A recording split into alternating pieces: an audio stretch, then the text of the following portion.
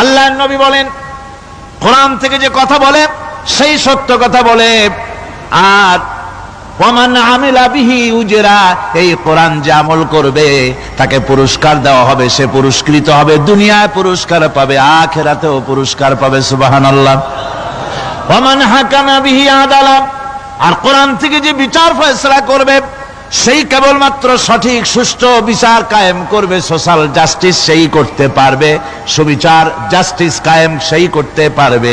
ওয়ামান দা ইলাইহি হুদিয়া ইলা সিরাতিম মুস্তাকিম, আর কোরআন থেকে যে দাওয়াত দেয়, কোরআনের দিকে যে দাওয়াত দেয় সেই কেবলমাত্র সঠিক সহজ সরল রাস্তার দিকে দাওয়াত দেয়, যেই দাওয়াত শুরু হয় পৃথিবীর মাটি থেকে আর শেষ হয় গিয়া জান্নাতুল ফেরদাউসে।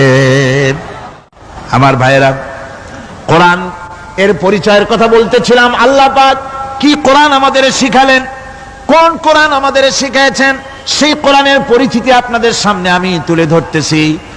আমি নিজে না, এবার কোরআন তার পরিচয় নিজেই দেবে। কেউ যদি কোরআনের কাছে জিজ্ঞাসা করে, কোরআন তুমি কোথা থেকে নাজিল হয়েছ, কে তোমাকে নাজিল করেছে, এই প্রশ্ন যদি কেউ কোরআনের কাছে করে, কোরআন নিজেই তার জবাব দিতে পারে কিনা?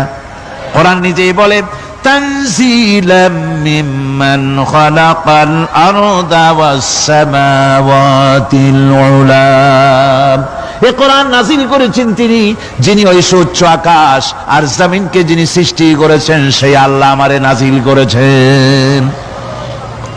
কোরআনের কাছে কেউ যদি প্রশ্ন করে, ও কোরআন এই পৃথিবীতে নাজিল হওয়ার আগে তুমি কোথায় ছিলে, কেউ যদি প্রশ্ন করে, কোরআনে কারীম নিজে নিজের পরিচয় শোনায়, আমি কোথায় ছিলাম শোনো, বাল হুয়া কুরআনুম মাজিদুন ফি লাউহিম মাহফুজ, বরং এই কিতাব অতীব মর্যাদা সম্পন্ন সুরক্ষিত ফলকে লিপিবদ্ধ ছিল, আমি ছিলাম লৌহে মাহফুজে, সেখান থেকে এসেছি।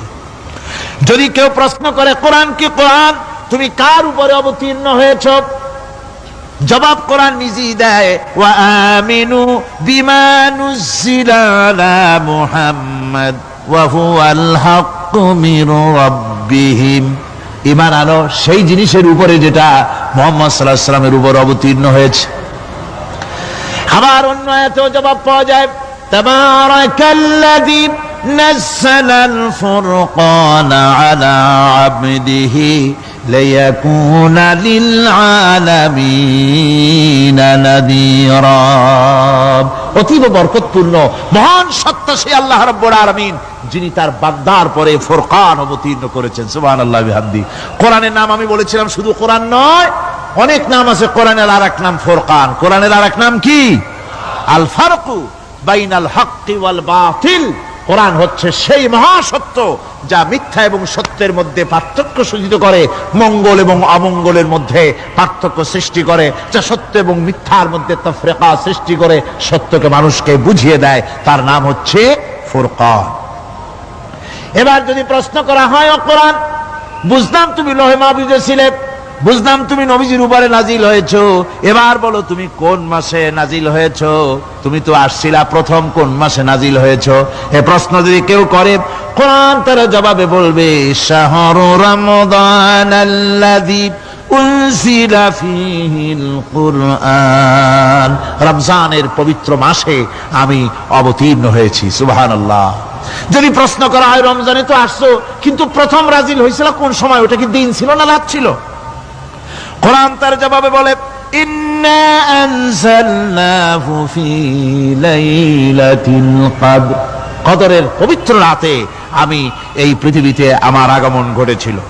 যদি প্রশ্ন করা হয়, বুঝলাম সবই, কেন নাজিল হয়েছে তুমি, এই পৃথিবীতে তোমার আসার উদ্দেশ্য কি, মূল কাজটা কি, এই প্রশ্ন যদি করা হয়, কোরআনে কারীম তার জবাবে বলে, শোনো কেন এসেছি, লিতুখরিজান নাসা মিনাজ যুলুমাতি ইলান নূর, আমার মিশন হচ্ছে গোটা বিশ্ব মানবতাকে পুঞ্জীভূত জমাট বাঁধা অন্ধকারের ভেতর থেকে টেনে বের করে আলোর সন্ধান দিতে, আলোর দিকে আনার জন্য আমি কোরআন নাজিল হয়েছি।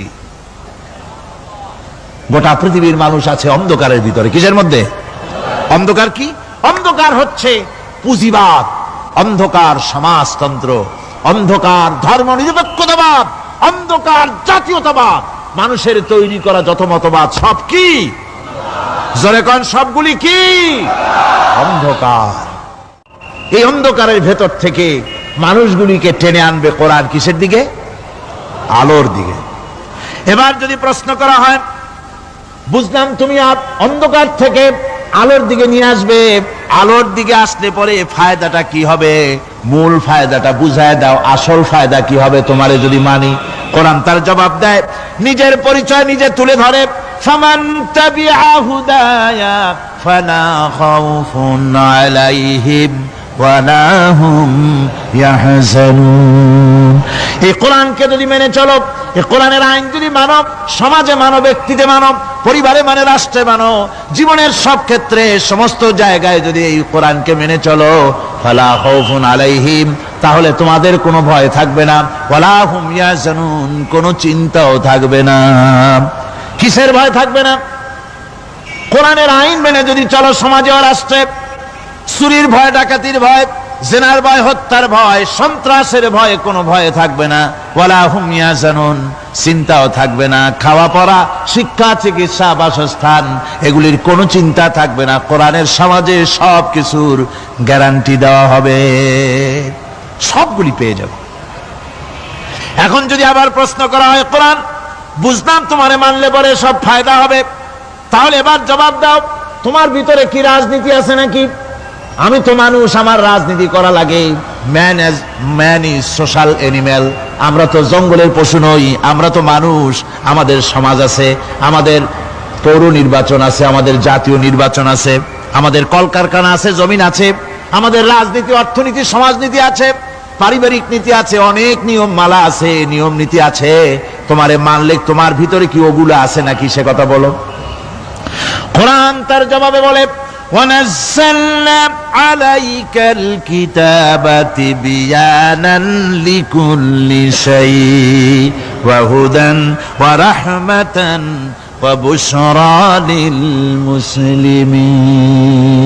কোরআন জবাবে বলে, শুনে রাখো, শুধু অর্থনীতি সমাজনীতি নয়, শুধু রাজনীতি আর শিক্ষানীতি, যুদ্ধনীতি নয়, তোমার জীবনে যা কিছু দরকার, ইহকালে যা কিছু দরকার, পরকালে সব কথাগুলি আল্লাহ রব্বুল আলামিন আমি কোরআনের সিনার ভিতরে খুলে খুলে বর্ণনা করে দিয়েছেন।